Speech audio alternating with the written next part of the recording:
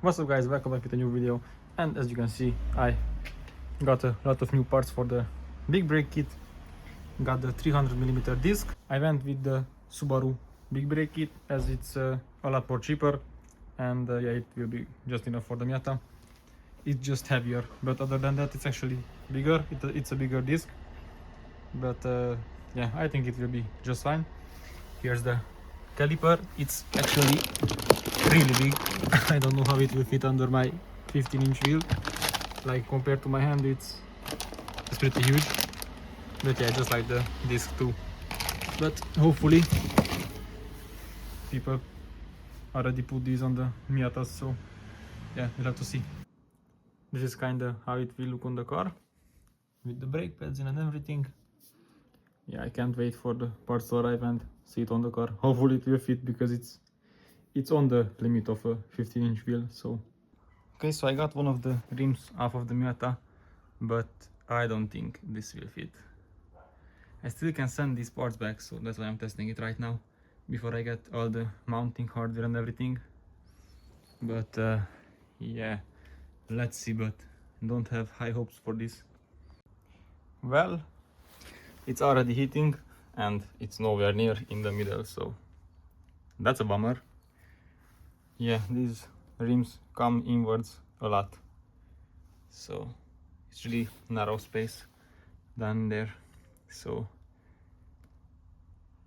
yeah, this Subaru kit will definitely not work with these rims, and I'm not planning on buying new rims for this car. So yeah, we have to figure something else out. Here is what I'm ended up with at the end. Some EBC brakes. They should be enough for me for some lighter track days. I will not go like hours on the track, so they will overheat. And yeah, I got, I think, some yellow pads and some grooved discs. Here are the nice yellow stuff pads with the quick braking stuff on them, and the nice grooved discs. Well, this one broke in this one, but luckily I was able to get that one out and removed it with this one. This one fits as well, but yeah, got the wheel off. They are still good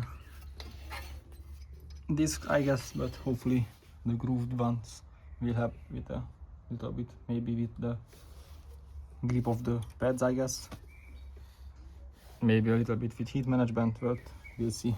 But I think those yellow stop pads will do the most of the work and heat management. So yeah, let's remove these bolts, then remove the bracket and change those out. I just removed this bolt, and you can open it up and slide it off from here. Got the new set on the car. Just have to push the caliper back a little, throw it on, put some grease on these sliders, and good to go. This is what I use at home, so I can push the piston back in and just turn this lever and it pushes it back pretty nicely. Okay, so I tried the new EBC brakes, but they are not so different than my old brakes, so they overheated pretty quickly. So I'm going to add some brake cooling, and I also got some stainless steel lines. So let's throw this on and see the difference. Hopefully this will make a huge difference. I got some mounts in the I got some mounts for the bumper right there. It will go in that place, and it will be directly to the brakes. 76mm hose, 3-inch, so it should be plenty enough. And yeah, let's see what we can do. Seems to be the same, so let's remove the old one.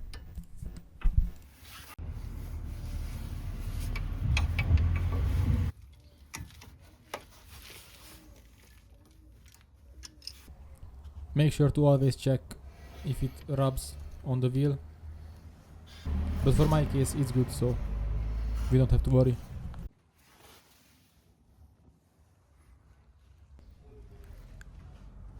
got it changed on both sides, so now we just have to bleed the brakes.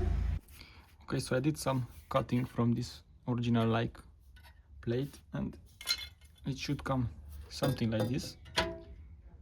And the thing is that it needs to push the air into the hub, into the inside as much as it can, so it can go through the fins down here and cool the disc down. So it should go something like this with an angle, but I have to see what I can do.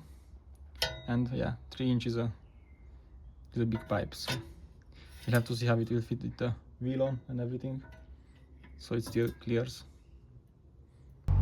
Okay, so I tacked this pipe on in a few places. Yeah, I cut out 2 up high and it will hit these ones, so I had to move it a little bit lower. But yeah, this is kinda how it sits now. It will kinda go next to the intercooler pipes. There I held it with a zip tie, and already it's kinda good. I can turn the wheel all the way and it squishes in, and if I go the other way,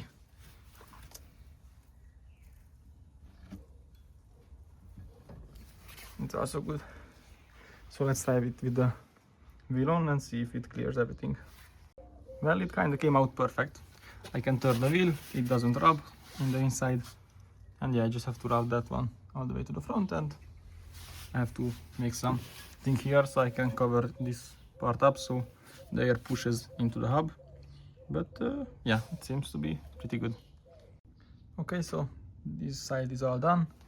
I just need to add the clamp here so it doesn't come off. I added some silicone as well, so it can be as airtight as it can, and added some material here so it will cover up this area, so it will direct the airflow right into the hub. And yeah, got some zip ties. It just runs to the front. I need to add this little 3D printed part in there, clamp it down, and yeah, should be good to go. Okay, this side is done. Got some paint over it so it won't rust at all, hopefully. And yeah, got it routed up, got this plastic piece back in. Looks real good, and hopefully it will cool the brakes really good. So yeah, let's do the other side and we should be done. I bled the brakes, so yeah. Got done with this side as well. This we can turn freely as well without any touching, so that's awesome. Yeah, we can throw back the wheels and the car is done. So this is it, guys, for this video. I will do an update on how the car feels with the new brake coolings on the next video. Until then, thank you guys a lot for watching, and see you guys in the next one. Bye.